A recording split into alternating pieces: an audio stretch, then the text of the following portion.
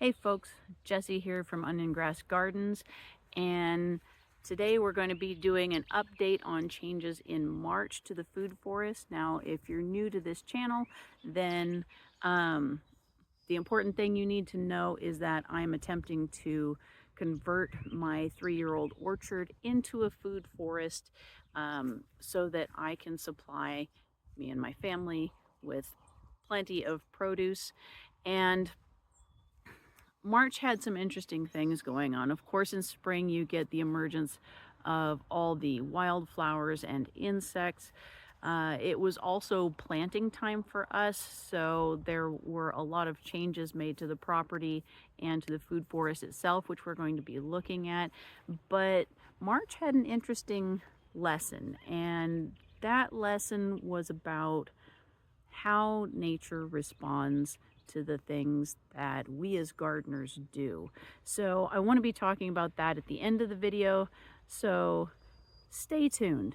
And to start out with, let's look at some of those little wildflowers.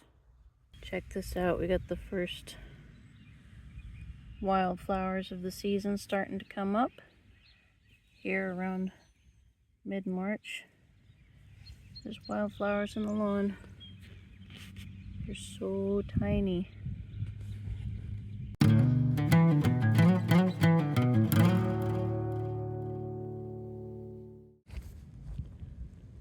Look at who we got here, guys.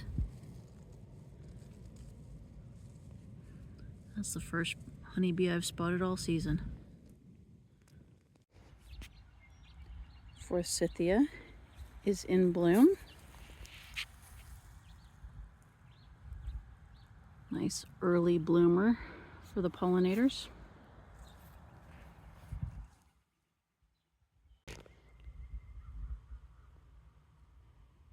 Looky who I found on the lawn. Easy there.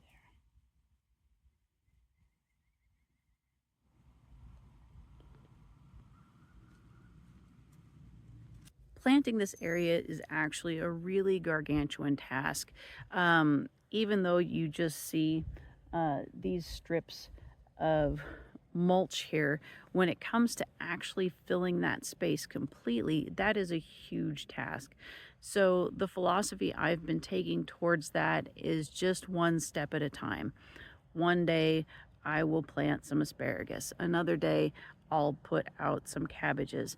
For a couple days I move strawberries from one place on the property to into the food forest, where they'll be able to spread a whole lot better and easier and probably be more productive for us.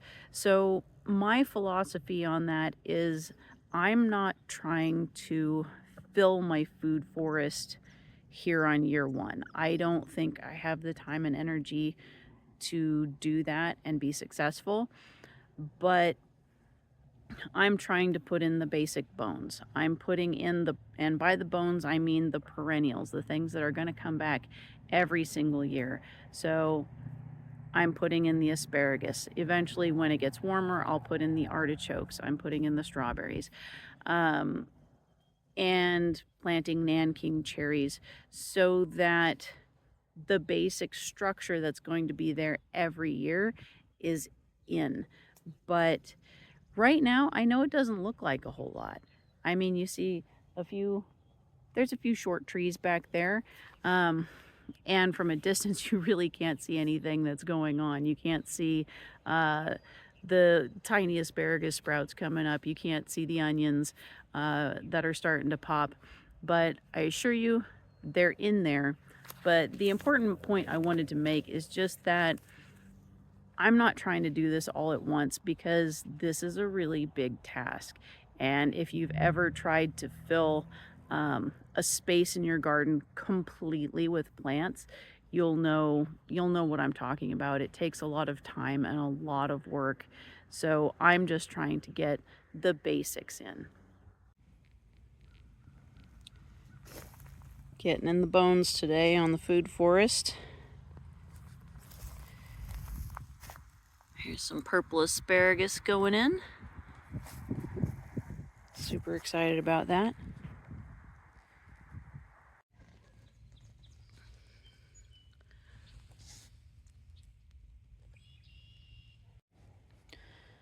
Today I'm going around and popping some cabbages into the food forest. There's no great big master plan to this. I'm putting them at the edge of the mulch so that I can plant taller things in the middle. But you can see I'm just putting them here and there at the edges. There's going to be 14, at least today, put in the ground. And we're going to see how they do. So we had this thing going on where I'm like, hey, I need to move the strawberries. And I'm going to be moving the strawberries into the food forest from my neglected and overgrown garden. And at the same time, we had a problem of where the heck do we put the potatoes? And my husband brilliantly suggested, hey, Jess, why don't you move the strawberries and put the potatoes where the strawberries are? So that's what I'm doing today. That's my chore. Now you might be wondering, hey, Jess, how did you end up with such a marvelously neglected patch of strawberries? Well, here's the story. My son gave me a single strawberry plant for Mother's Day 3 years ago. And it sent out runners and made new plants and sent out runners and made new plants. And now I have an entire neglected strawberry patch in my garden. And that's what we're cleaning up today. We're going to give these guys a good home and a better chance of producing good strawberries for us.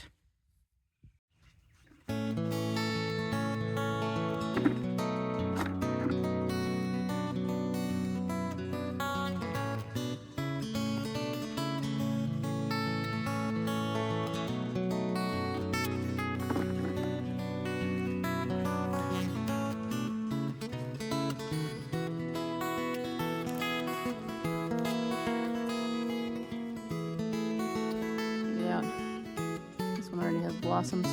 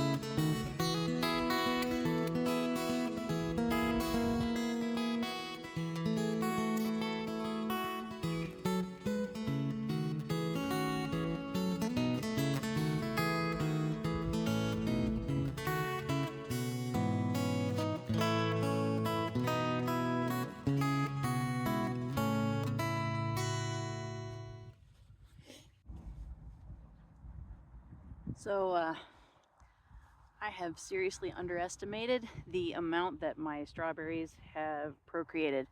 I am on bucket number 2. I've already planted 33. I've only cleared a small spot, and I think I'm gonna end up with hundreds of plants. Not 100, like multiple hundreds, at least 2, maybe borderline 3. So this is going to be a much bigger chore than anticipated. Probably the most important lesson for me as a gardener this month in March has been how nature responds to the things that I do as a gardener. And sometimes it happens so much more quickly than what I imagine. Let me show you what I'm talking about. So I planted this bed 7 days ago with things like daikon radishes, golden beets, and carrots. I'm using the board method to keep the carrots moist, and just wanted to show you.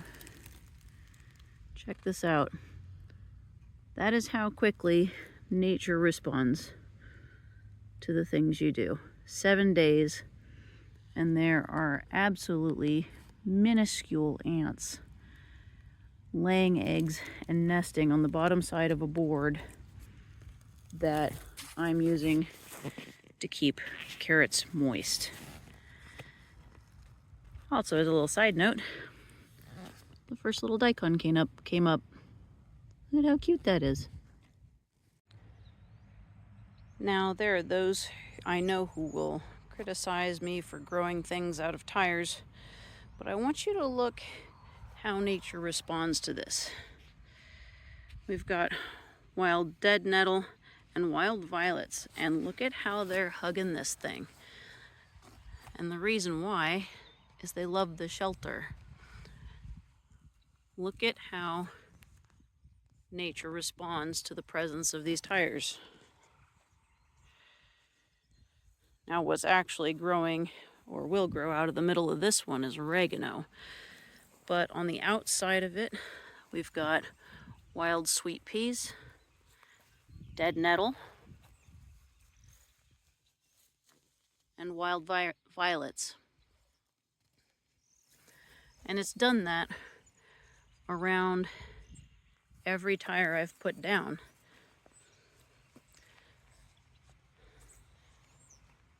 Because the truth is, the wildflowers enjoy the shelter and the lack of evaporation that happens because the tire's covering the ground.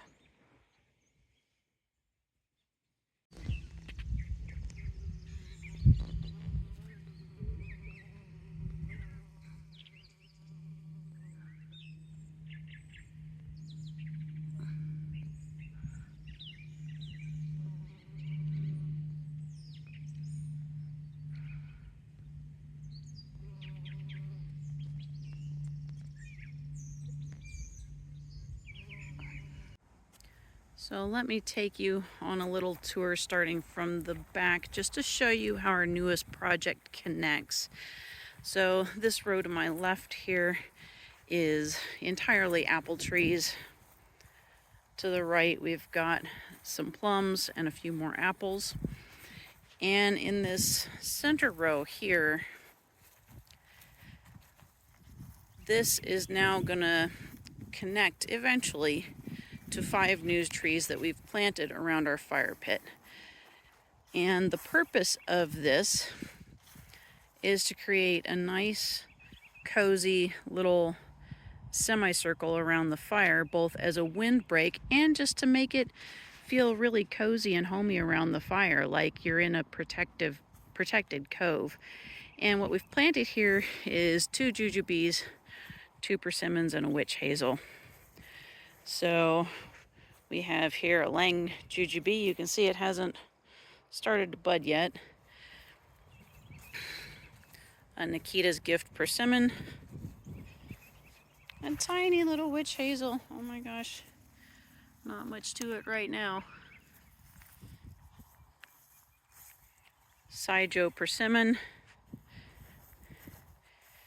And another jujube, which will be featured in another clip later in this video. And I have to say, guys, like, who did this? GA866 jujube. You couldn't give it a name, really? Like, that's what you came up with? Come on now, work with me here. Call it the gorgeous jujube. Call it anything. Just like, why a designation number? This is lame. Look at this little guy.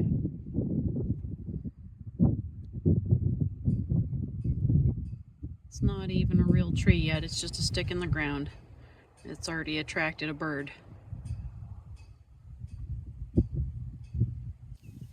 The things you do as a gardener really matter, and you can see in the way that nature responds to them.